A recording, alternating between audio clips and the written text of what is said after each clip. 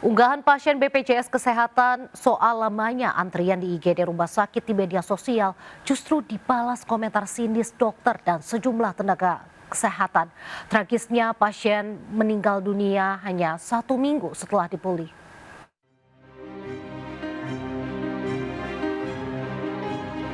Curhatan seorang pasien BPJS Kesehatan, Yurizal, di media sosial berujung komentar jahat. Awalnya Yurizal mengeluh harus antre 8 jam untuk dapat ruang rawat inap di IGD Rumah Sakit di Tasikmalaya. Unggahan itu lantas mendapat komentar nirempati dari sejumlah akun termasuk tenaga kesehatan dan dokter. Ironisnya, pasien Yurizal meninggal dunia tak lama setelah memposting kondisinya. Publik pun bereaksi keras hingga akhirnya sejumlah nakes pemilik akun ramai-ramai minta maaf. Norma Zahara, izinkan saya menyampaikan permintaan maaf dan penyesalan saya yang sebesar-besarnya terhadap sikap dan tindakan saya di sosial media Threads yang telah menyinggung dan menyakiti almarhum Yurizal beserta keluarga. Saya juga memohon maaf sebesar-besarnya untuk teman-teman sejawat saya, semua dokter-dokter yang memberikan edukasi di media sosial karena sudah merusak usaha-usaha tersebut. Saya berharap semoga ke depannya saya akan lebih bijak lagi dalam bermedia sosial. Mengucapkan permohonan maaf yang sebesar-besarnya kepada pihak keluarga dari almarhum Yurizal atas utas saya yang menambah beban emosional dan luka pada keluarga. Dikuliti warganet, salah satu komentar nirempati ternyata juga disampaikan seorang dokter PPDS UGM di RSUP Sarjito. Pihak rumah sakit langsung menonaktifkan sementara untuk diproses sesuai etika kedokteran. Mulai hari ini yang bersangkutan sudah dinonaktifkan untuk mengikuti proses-proses yang terkait dengan pendidikan bermartabat, karena kami Sarjito dan FKK UGM ini sangat menjunjung tinggi mengenai penghormatan terhadap harkat martabat pasien. Kasus ini menjadi pelajaran bagi semua nakes untuk menjunjung tinggi etika profesi saat berhubungan dengan pasien. Tim Liputan iNews melaporkan. Ini kepanikan pekerja proyek pecah saat api tiba-tiba muncul dan membesar melalap gedung yang dalam tahap renovasi di kawasan Cikini Raya, Jakarta Pusat. Sempat terjadi beberapa kali ledakan hingga api nyaris merembet ke gedung SMP Negeri 1 yang ada di sebelahnya.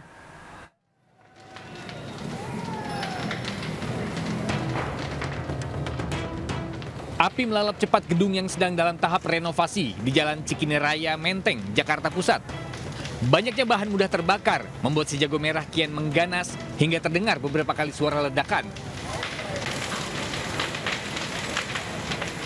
Teriknya matahari dan kondisi yang kering sempat membuat api nyaris merembet ke gedung SMP Negeri 1 Jakarta yang ada di sebelahnya. Api diduga pertama kali muncul dari lantai 3 dan seketika membesar. Takut jadi korban, para pekerja di lantai 1 hingga 5 langsung berhamburan menyelamatkan diri. Nggak ngerti apinya dari mananya. Tiba-tiba gimana? Banyak asap aja. Banyak asap. Itu dari yang kebakar awalnya dari yang lantai berapa, Pak? Lantai 3. Lantai 3. Ini gedung apa sih, Pak? Optik tunggal. Optik tunggal. Ya, Bang, ini asal muasalnya nggak tahu awal penyebabnya? Ya, belum tahu, belum ketahuan. Petugas damkar segera ke lokasi dan berusaha menjinakkan si jago merah serta melokalisir api agar kebakaran tidak meluas. Dari Jakarta, Rani Sanjaya iNews melaporkan.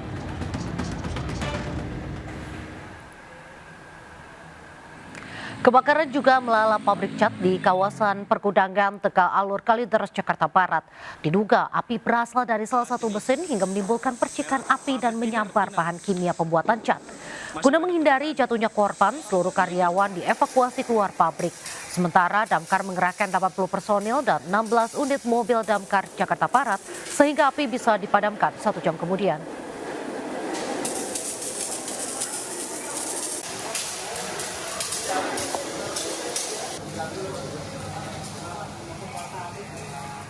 Pemerintah merapatkan barisan usai marak isu aksi massa besar-besaran di bulan Agustus ini. Usai pertemuan dengan Kapolri, Panglima TNI hingga Kepala BIN, Menko Polhukam menyatakan situasi di tanah air saat ini sangat terkendali.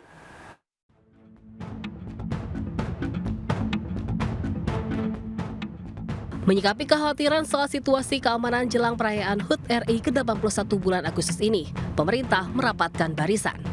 Rabu siang, Menko Polhukam, Kapolri, Panglima TNI, Jaksa Agung, hingga Kepala BIN menyampaikan pernyataan sikap. Kepada publik, Menko Polhukam Djamari Tjaniago menegaskan situasi di tanah air saat ini sangat terkendali. Djamari menegaskan informasi di media sosial yang menyebut adanya aksi massa di sejumlah daerah adalah hoaks alias berita bohong. Sangat mantap. Dan perkembangan semua yang terjadi di dalam negeri masih dalam kendali kita semua. Kendali Panglima, kendali Kapolri, dan kendali di masalah BIN, intelijen, masalah itu juga terus diikuti. Dan selalu kita berkoordinasi untuk menyegarkan kondisi-kondisi yang kita hadapi pada setiap saat. Jajaran kepolisian kini terus memburu siapa dalang penyebar hoaks. Sejumlah pemilik akun penyebar hoaks telah diamankan. Salah satunya seorang perempuan asal Ciamis, Jawa Barat yang menyebarkan konten hoaks di TikTok soal demonstrasi besar di DPR di bulan Agustus ini. Kekhawatiran publik soal situasi keamanan di Jakarta merebak setelah beberapa mal di Jakarta, Bekasi, dan Surabaya ramai-ramai membangun pagar besi setinggi 3 meter.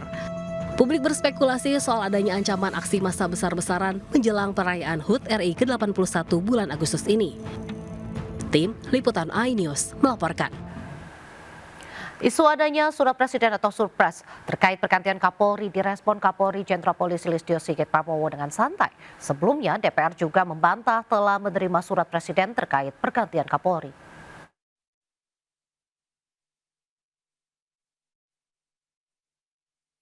Kapolri Jenderal Polisi Listio Sigit Prabowo menjawab santai isu adanya surat presiden atau surpres terkait pergantian dirinya sebagai Kepala Kepolisian Negara Republik Indonesia.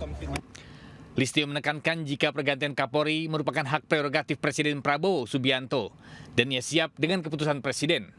Itu kan prerogatif Presiden. Jadi ya buat kita prajurit kan apapun dilaksanakan. Sementara Kepala Badan Pengendalian Pembangunan dan Investigasi Khusus Bapisus Aris Marsudianto menyatakan agar publik menunggu waktu terkait isu pergantian Kapolri. Tunggu tanggal waktunya. Tapi benar nggak sih Pak, udah diserahkan? Jabatan di dunia pasti akan diganti. Tidak ada yang tidak diganti kan begitu aja. Tinggal waktunya tergantung Pak Presiden. Sudah dikirim ke DPR belum Pak? Udahlah. Sebelumnya, Ketua Komisi 3 DPR menjawab tidak ada surpres berisi pergantian Kapolri yang diterima, sehingga isu pergantian Kapolri tidaklah benar. Kami benar-benar telah mengecek kepada pimpinan DPR, ya, yang juga pimpinan DPR sudah mengecek kepada pihak terkait di istana bahwa memang tidak ada pengiriman surat presiden terkait pergantian Kapolri tersebut. Rumor pergantian Kapolri bukanlah pertama kali mencuat. Isu serupa sempat mencuat pada akhir Agustus 2025 saat demonstrasi berujung ricuh dan memicu desakan publik agar Kapolri mundur dari jabatannya. Sementara jika dilihat dari usia, Listio masih bisa menjabat sekitar 3 tahun lagi atau tahun 2029 sebelum masuk masa pensiun. Tim Liputan iNews melaporkan.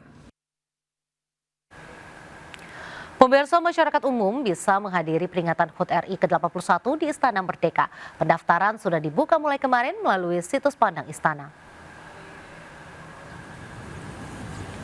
Istana Merdeka terus bersolek jelang perayaan HUT RI ke-81 17 Agustus mendatang. Tak hanya pejabat dan tokoh penting, masyarakat umum juga bisa menghadiri perayaan HUT RI di Istana secara gratis. Namun tentunya dengan cara mendaftar terlebih dahulu di situs Pandang Istana. Proses pendaftaran dibuka mulai kemarin hingga 7 Agustus besok. Anda yang berminat mendaftar harus siap-siap war alias rebutan saat pendaftaran dibuka mulai pukul 10 setiap harinya. Masyarakat pendaftar perlu menyiapkan dokumen KTP, email aktif, nomor telepon aktif, dan swafoto formal sambil memegang KTP. Peringatan HUT RI ke-81 di Istana Merdeka akan dihadiri 8.100 orang. Selain upacara bendera, Istana juga menggelar hiburan dan pesta rakyat di Monas.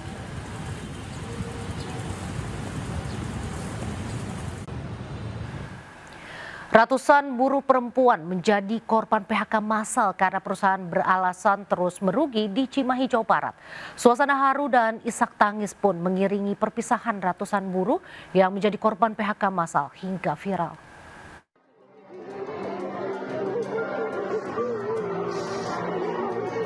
Momen haru pecah saat ratusan buruh menangis dan saling berpelukan karena menjadi korban PHK massal di pabrik PT 66 Fashion, Jalan Mahar Martanegara, Kota Cimahi.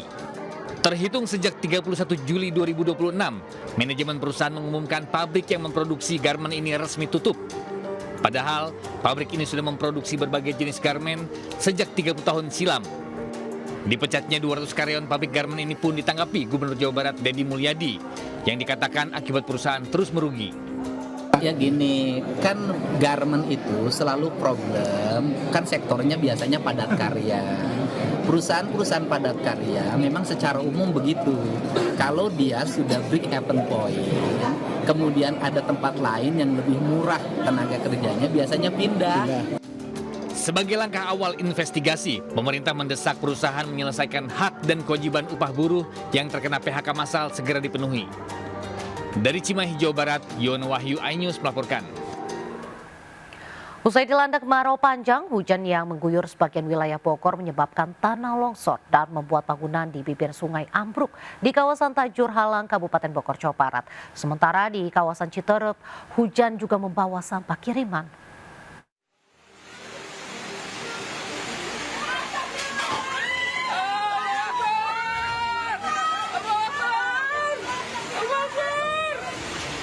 Sejumlah warga histeris saat melihat bangunan semi permanen yang berdiri di bibir sungai ini tiba-tiba ambruk saat hujan mengguyur di kawasan Tajur Halang, Kabupaten Bogor. Sebelumnya, kekeringan melanda kawasan Kabupaten Bogor selama hampir 3 bulan hingga menyebabkan tanah retak-retak. Namun saat hujan kembali mengguyur, air menyebabkan tanah yang kering amblas hingga bangunan yang berdiri di atasnya ambruk. Detik-detik ambruknya bangunan ini pun viral. Sementara itu, hujan pertama yang mengguyur kawasan Citerep, Kabupaten Bogor juga membuat permasalahan baru. Tumpukan sampah yang berada di hulu sungai yang terdiri dari plastik dan styrofoam terbawa di Sungai Cibeber, Kampung Cigeger. Akibatnya, aliran Sungai Cibeber yang sebelumnya mengering tiba-tiba dipenuhi air dan turut membawa sampah, lalu menumpuk di area Ciger. Kejadian ini kerap berulang sehingga warga diingatkan untuk selalu menjaga kawasan hilir agar tidak terus-menerus menjadi korban tumpukan sampah. Tim Liputan iNews melaporkan. Sempat kabur ke Pandeglang, Banten, pelaku pemutilasi pria yang jasadnya ditemukan di dalam karung di Depok, Jawa Barat akhirnya ditangkap. Pelaku ternyata merupakan teman satu kontrakan korban.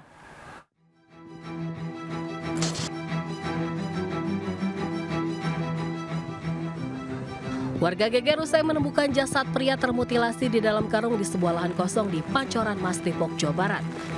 Awalnya 2 pekan lalu warga menemukan karung yang dikira berisi sampah. Karena menimbulkan bau busuk, warga berniat membakarnya. Namun saat karung hendak dibakar, warga kaget karena karung ternyata berisi jasad tanpa kaki dan kedua tangan terikat. Saya tidak curiga apapun karena mengira itu sampah. Pas saya mau geser, itu baru kelihatan potongan tubuh dari pinggang ke bawah, tapi kagak ada kakinya. Di hari kedua ketiga itu nyium bau, cuma kita pikir sampah basah kali gitu. Jadi ya lewat tiap hari pun mikirnya sampah, jadi kita biasa aja. Ini memang kawasan sini banyak orang yang buang sampah sembarangan. Buang sampah sembarangan, ya. Selang sehari usai temuan jasad, polisi menangkap pelaku mutilasi SA yang kabur ke wilayah Pandeglang, Banten. Pelaku tak lain merupakan teman yang tinggal satu atap dengan korban di sebuah rumah kontrakan di kawasan Cipayung Jaya, Depok. Tinggalnya berdua ya, Pak? Tinggal berdua. Mereka mengaku hubungannya apa, Pak? Berteman, mau usaha bareng. Itu tadi saya bilang. Waktu yang pertama kali saya ketemu, dia baru pindahan. Dia bilang, lupa saya ya, mohon maaf saya lupa. Itu mau buka usaha ketoprak atau martabak. Saat interogasi warga, pelaku mengaku membunuh korban di kontrakan, lalu memutilasi dan membuang jasad korban. Itu kamu gimana ceritanya kamu potong itu?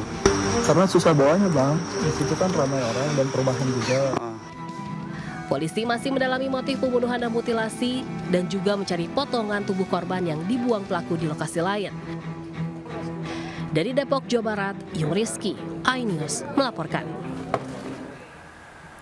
Hilang kontak saat melakukan pendakian, 2 orang ditemukan tewas di jurang sedalam 60 meter di Gunung Piramid, Kabupaten Bondowoso, Jawa Timur. Evakuasi berjalan dramatis karena jasad tersangkut di antara pepohonan dan ranting. Dua pendaki Malia Vinda 51 tahun dan Ervan 35 tahun ditemukan tak bernyawa di dasar jurang sedalam 60 meter di bawah punggung naga Gunung Piramida, Kabupaten Bondowoso. Jasad keduanya ditemukan dalam kondisi tertelungkup tersangkut ranting pohon dengan jarak 5 meter. Di sekitar lokasi tim SAR menemukan sejumlah barang milik korban seperti tas, sepatu, dan lainnya. Keduanya dilaporkan melakukan pendakian pada hari Minggu pagi. Sebelum mendaki, mereka menitipkan motor di rumah warga. Namun hingga hari Senin, kedua korban belum turun. Padahal pendakian ke Gunung Piramid biasanya hanya memakan waktu 8 jam. Warga lalu melaporkan keduanya hilang kontak dan dilakukan pencarian. Namun akibat kondisi tak memungkinkan, tim SAR pun sempat bermalam di dekat lokasi hingga keesokan harinya baru dilakukan evakuasi. Dari Bondowoso, Jawa Timur, Rizky Amiro, iNews melaporkan. Kebakaran lahan di Savana Bromo, Lumajang, Jawa Timur meluas hingga 85 hektar dan sampai ke Kabupaten Malang. Akses wisata melalui beberapa pintu masuk Bromo ditutup sementara hingga waktu yang tadi ditentukan. Oh, ini tambah banter ya.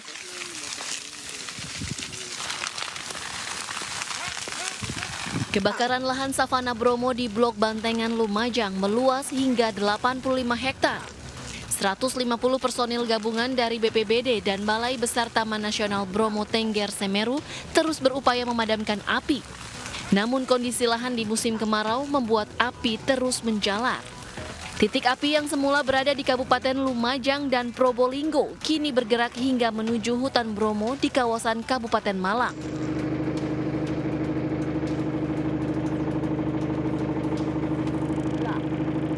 Imbas kebakaran, kawasan wisata Bromo ditutup sementara mulai dari pintu masuk Malang dan Lumajang. Sementara dari pintu masuk Cemoro, Lawang, Probolinggo, dan Tosari, Pasuruan masih dibuka. Demi keamanan, wisatawan dan warga dilarang mendekati kawasan yang terbakar di area savana. Dari Probolinggo, Jawa Timur, Hana Purwadi, iNews melaporkan.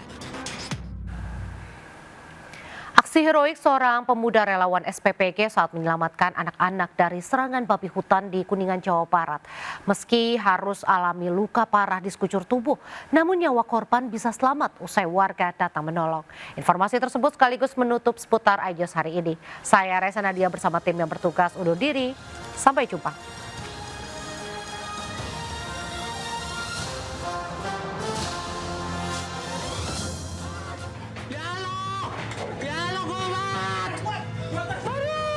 Seorang relawan SPPG Asanudin 24 tahun terus berteriak meminta tolong saat ia diserang seekor babi hutan besar di Gang Sempit, Kecamatan Subang, Kabupaten Kuningan. Korban diserang saat berusaha mencegah babi hutan masuk ke permukiman karena khawatir bisa membahayakan anak-anak. Melihat korban tak berdaya, sejumlah warga berusaha menolongnya menggunakan kayu panjang agar babi kembali ke hutan. Meski satu ekor berhasil dihalau dan kembali ke dalam hutan, namun satu ekor babi malah melakukan penyerangan. Setelah beberapa saat, babi hutan bisa dilumpuhkan warga menggunakan tombak, kayu, dan senjata tajam. Namun korban menderita luka yang cukup parah pada bagian kaki dan tubuhnya. Akhirnya saya refleks melindungin gitu kan, karena di belakang itu banyak anak-anak lagi pada main juga gitu. Akhirnya ya udahlah, saya ngorbanin diri, saya tahan gitu sampai semuanya bisa ngamanin diri dulu. Diduga kehadiran dua babi hutan besar ini karena adanya aktivitas perburuan. Babi melarikan diri namun malah masuk ke dalam permukiman. Dari Kuningan, Jawa Barat, Mahardika, iNews melaporkan.